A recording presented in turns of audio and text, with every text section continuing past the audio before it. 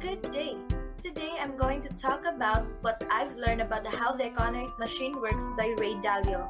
We are tasked to make a similar story using the information from our locality, and I decided to make a narrative in a video. Economy is made up of a few simple parts and a lot simpler by transaction. Transactions that are repeated over and over again. We do transactions every day of our life. So, what is transactions and how did we do it?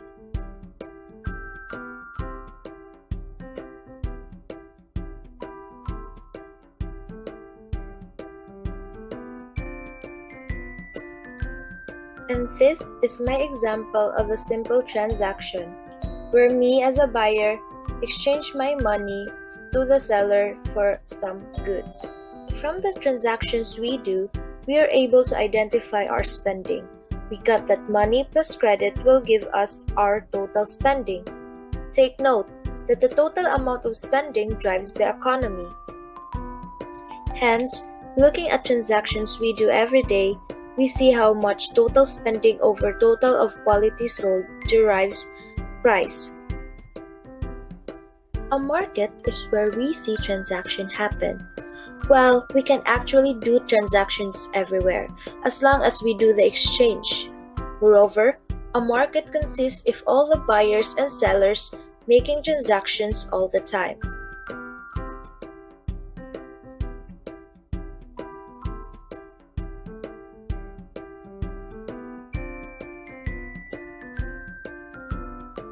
The government is the biggest buyer and seller in our society, which consists of two parts: the central government, who collects these taxes and spends money, and the central bank, who controls the amount of money and credit in the economy.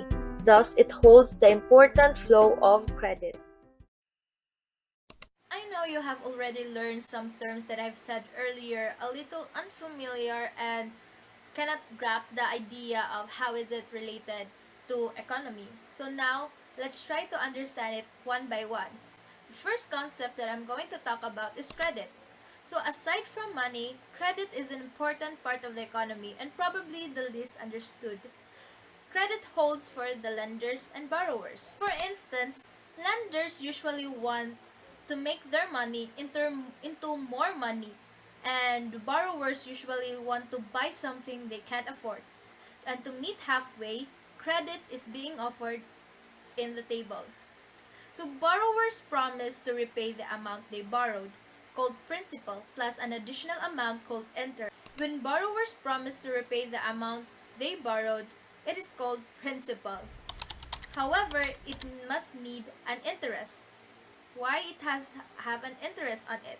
Because it is the way that the lenders would gain to make their money into more money. So when the borrowers promise to repay the lenders and the lenders believe them, create it is credit is now created. And then when credit is created, it simply turns into debt. Yeah, makes sense. In short, tawag natin siya og utang. An utang is both an asset to the lender and liability to the borrower. However, when the borrower repays the loan plus interest, the asset and liability disappear, and the transaction is settled. This reflects future debt, which reflects the wave-like line. So we're going to talk about here cycles. So the borrowing relationship of the lenders and the borrowers create the term we called cycles in the economy. This is created when we borrow, then we created the cycles. Its principle states that when something rises, it eventually comes down. Example, for the credit and debit situation is that, for example, me, I have an allowance for a week of 50 pesos. And I want to buy something that I really want, pero dili ko kapalit kay kuwang akong 50 pesos kay 50 pesos rang allowance. So in order to get to spend more, I'm going to lend money from Samantha. So bali mangadyo ko ni Samantha og another 50 pesos para palit ko sa akong ganahan paliton, para maka-spend more ko. So I know in that time that my income, my my allowance now is 50 pesos plus katong kaong gipamaylo ni Samantha is 50 pesos po. So I have a total income allowance of 100 pesos. So mutako na akong allowance. So I have 100 pesos. So I know in the future that eventually I'm going to repay Samantha. So in the future in a future graph, I know my allowance will be cut off kay 50 pesos. Ako pang bangbayan si Samantha. So, for siya ka lang mirror na gali siya, murag ni reflect na siya sa imong future na ang imong allowance makuwaan dyan siya 50 ingana na situation ang mahitabo. So, that is why mo nang gitawag nilag cycle na concept sa credit and debt relationship. So, I hope it makes sense because if not, that's how I think about it. Now, why do we need to study credit? As said in transaction that money and credits equals to identifying our total spending and that one spending is another man's income, putting credit in the idea a borrower who is a credit worthy, which means he has the ability to repay and has collateral, receives credit, it allows itself to spend more and made another man's income more. The increase of borrowing and so on, self-reinforcing pattern leads to economic growth. Because by studying credit, we understand and we can allow ourselves to spend more on certain things na atong ganahan paliton. And since dako man kag ma-spend, dako pud ang income sa ubang tao. So, because the amount of spending drives the economy. Am I right?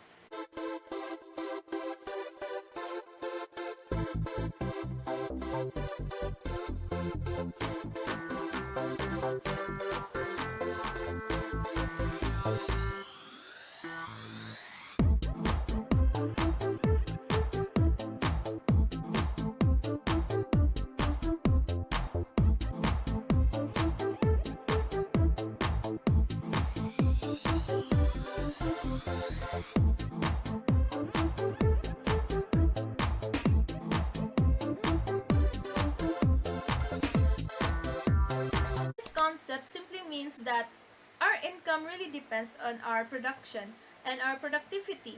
If ikaw pugihan kasi mo business, dako kag imong productivity growth is just like this. Pero kung ikaw dili ka kaadyo open dili ka hardworking sa imong kanang business, your income productivity is like this. So that's it. So, moreover, productivity matters most in the long run. Take note, productivity matters most in the long run. But, credit matters most in the short run.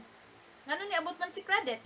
This is because productivity growth doesn't sway so much. Or, it's just like plain residya kay magdepende naman sa imong kanang productivity ang imong income. So, adding credit into the picture, it really matters in the short run. So, po og drive forces kung punta nga na to credit because we just don't get your income from the productivity growth pero kung dili sa imo pong gipangadyo na credit.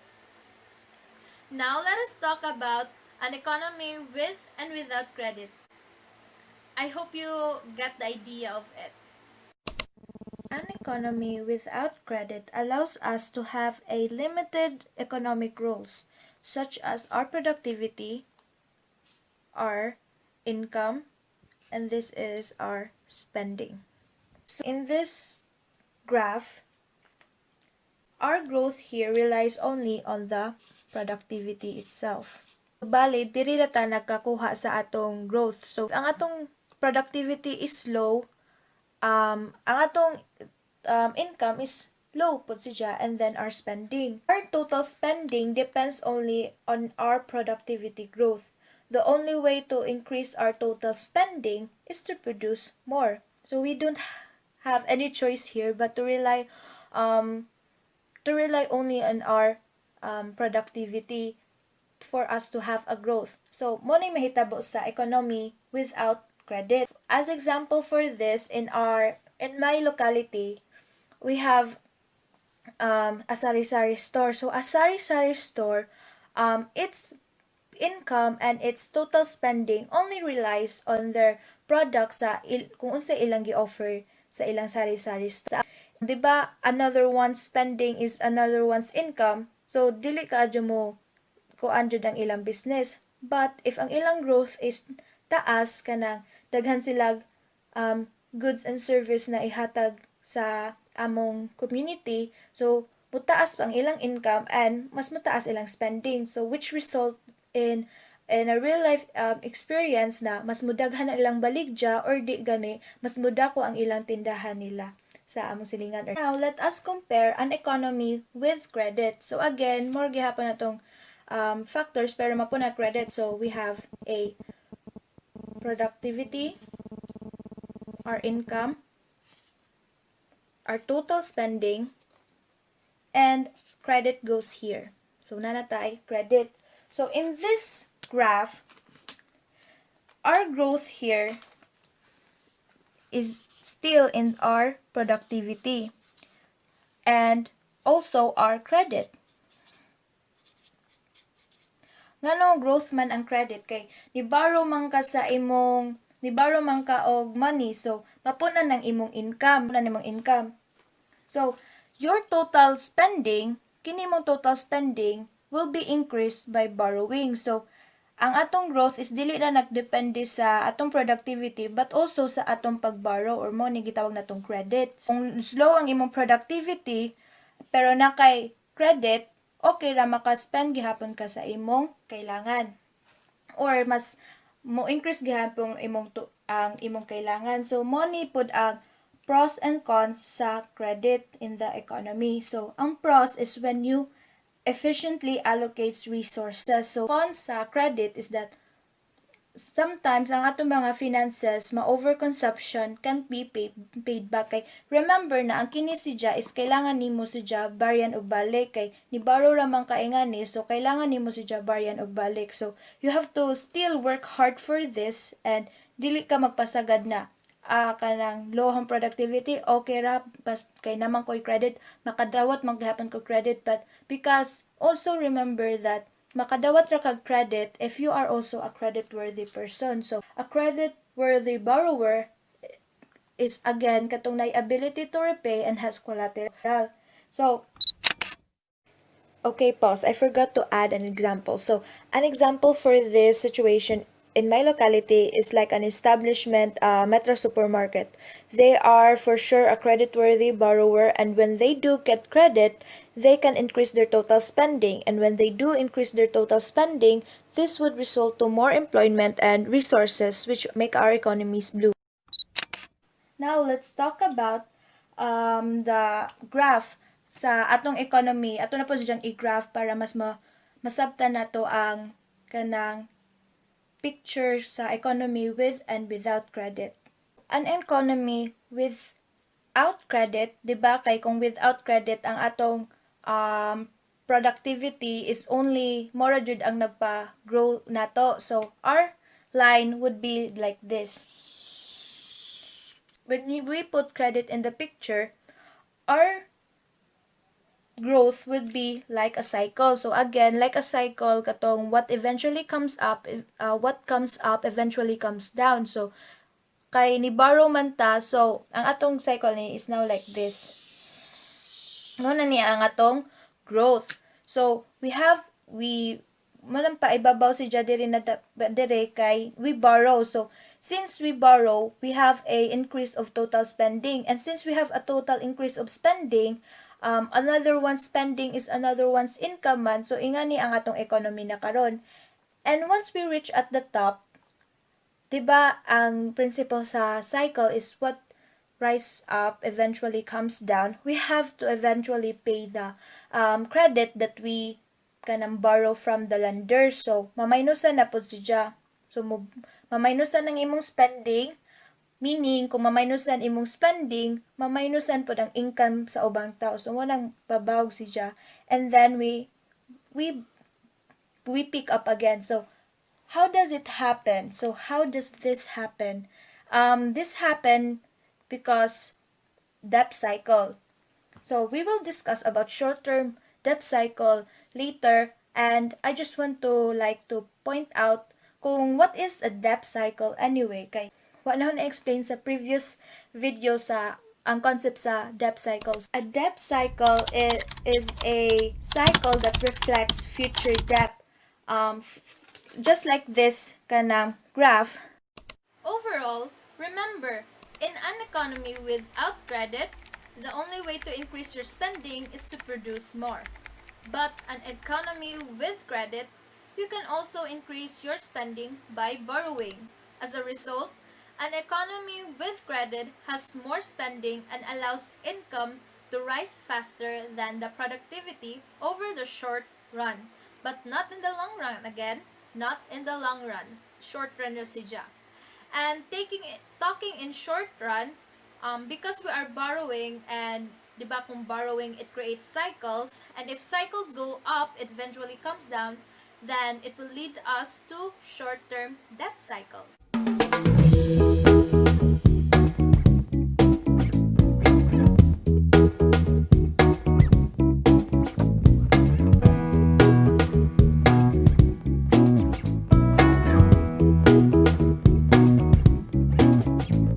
So, moving on, another concept of three main forces that drive the economy, we have the short-term debt cycle. I'm sorry if I'm looking at this side because I have a presentation prepared and I'm glancing at it because I don't want to get lost.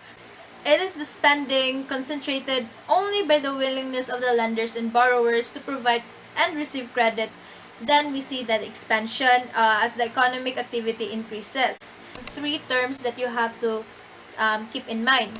The first word, we have inflation. So, basically, ang inflation is ang pagtaas sa mga prices sa market, diba? Remember the equation that I said to remember? That the total amount of spending over the quality of sold, basta dire na equation, remember this always, equals price, is that mo ni nahitabo. Since nakita kanang sige man taga-borrow, and then sa ato pong productivity ni taas ang atong spending, total amount spending. So since dako atong total amount spending, the prices that are the prices in the market or the economy also rises. This is an increase in the supply of currency or credit relative to the availability of goods and services, resulting for a higher prices and decreases in the purchasing power of money. Ang atong graph na is going up because ang atong spend kay dako naman pod, ang income pod sa uban dako na pod. So ang price na apektuhan mo nang ni dako pod ang price. However, si central bank doesn't like the rising price in the market because it causes problems.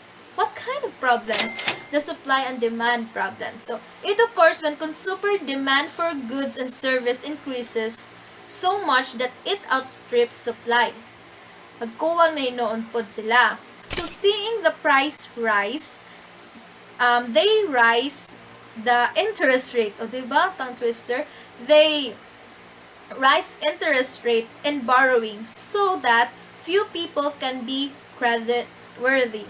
So spending slows, and since one person's spending is another person's income drops, and so on and so forth. Next stage is we have deflation. Actually, ang kining deflation is the opposite of inflation. Since the goods and service go down man, gamay na po'y makita ang market. So the market will eventually kanang cut off their employment, their kanang products that are being sold. So it is not really a good thing po na mahitabo. Another problem that would occur is someone would lose job, or everybody would lose their jobs or have to accept lower wages. And what people do when they have less money? They consume less, right? And what happens if people consume less? There's a less demand. So maubos na po ang atong graph, like ingana na po siya. Moreover, when economic activity decreases, we have recession. A recession is, lain na po ni siya na term, like, is a business cycle contraction when there is a general decline of economic activity. However, if the recession becomes too severe and inflation is no longer a problem, the central bank will lower interest rates and to cause everything to pick up again.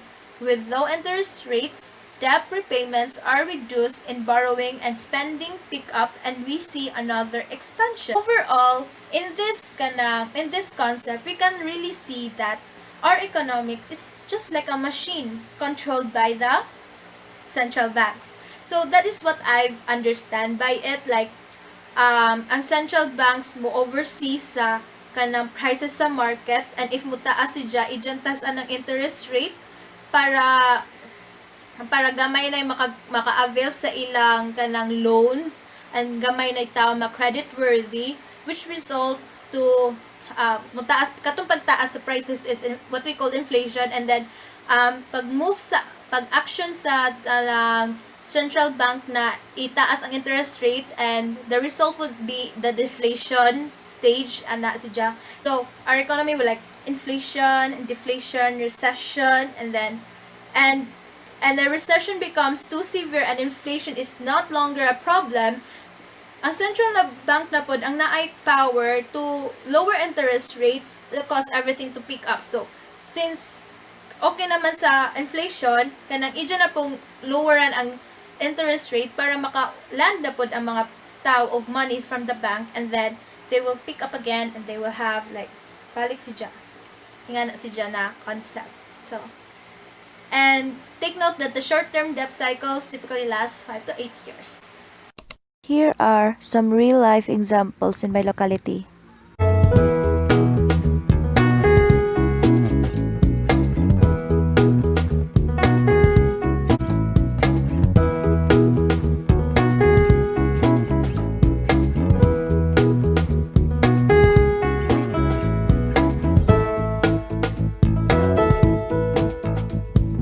So the long-term debt cycle lasts for about 75 to 100 years. Despite more debt being accumulated through the short-term debt cycles, lenders keep lending. This is because of the short now view of the world, high incomes, soaring assets, prices, and booming stock markets. People might remain creditworthy to borrow and spend and feel wealthy in the short term, but that's because of the collateral and underpins of the borrowing. Kaya diba sa short-term debt cycle kay maka-pick up sila eventually. But actually, in the long term, we have this term called debt burden. So the debt burden increases and the value of the said collateral can vanish. And as the debt burden increases, it creates larger debt repayments. So when borrowing stalls, income drops, asset values decreases, stock market tanks, and social tension rise, we have a dilemma called deleveraging. Long-term debt cycles interest rate can no longer be in use to stimulate the economy because they are already at 0%. So what do we do now? Unsa may buhaton? Well, according to Ray Dalio, there are 4 levers we can pull to get the economy back on its feet during a deleveraging. So, number 1 is to cut spending. Basically, di ka kadyo mo gasto. So, imo ikat imo mga expenses. However, in reality, the opposite happens because if we cut, just think about it, if we cut our spending expenses, so diba, our principle of the economy is one person's spending is another one's income. So, if di ka kadyo mo spend, unsa na may income sa uban, mugamay na po sa samot. Debt burden actually gets worse. Number 2, reduce debt. Debt can be reduced through defaults and restructure. So, how? How can we do that? So, a debt default happens when a borrower fails to pay his or her loan at the time it is due. The time a default happens varies depending on terms agreed by the creditor, and the borrower. And some loans default after missing one payment, while others default only after 3 or more payments are. Ang debt restructuring that lenders get paid back less or get paid back over a long time of frame. Somehow, a contract is broken in a way that reduces debt. Lenders would rather have a little of something than nothing at all. So, mo na mahitabo pod sa kanang reduced debt. Number 3, redistribute wealth from haves to have-nots. So, much like Robin Hood stealing from the rich to give to the poor, remember the movie of that? If wala pa mo kita, it's a nice movie. It is King Koy. This can result in a wealthy being squeezed and resenting to have-nots. So, and vice versa for the conscious in outcomes. If this continues, social order and revolution can follow. So, there are instances in the history na nahitabo na po ni Sija. And I can just say an example during this pandemic. Kay, for karon na kanang ang mga tao wa nay income kay wa lagi di man pwede patrabahoan. So ang katong mga dato na naay mga kwarta mo ni ang nahitabo karon gi-redistribute nila ang wealth by giving relief goods and such service para sa atong mga if this happens kanunay, pressure to end up depression mounts, but with no credit in the market and with most money being credit as mentioned earlier, the only thing left to do is print money. So this is the last resort to go back to our feet after the deleveraging or after this long-term debt cycle happens. So printing money is inflationary and stimulative. So do you know kinsay mo print sa money? Or can you recall who prints the money? It is the central bank again. So inevitably the central bank prints new money out of thin air and uses it to buy financial asset and government bonds. So ang ija pong i-print na money is dili ra pud para sa tao, pero kung dili ka nang mo-print yung money dyan hatag sa tao para na sila ma-spend. No, it doesn't work that way. It usually the money that they print uses it to buy financial assets and government bonds, not goods and services. So in order to support the economy at large, the central bank buys government bonds, which gives the government the ability to buy goods and service, and this gets money into the hands of the people at large, not just those with financial assets. And in conclusion,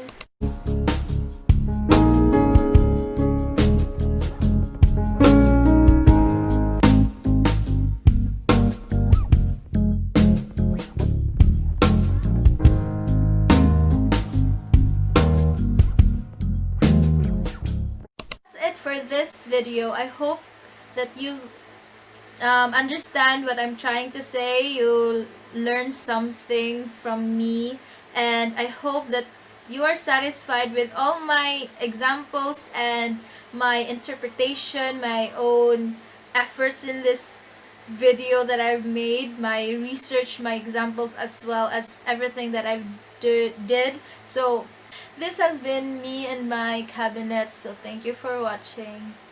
Bye!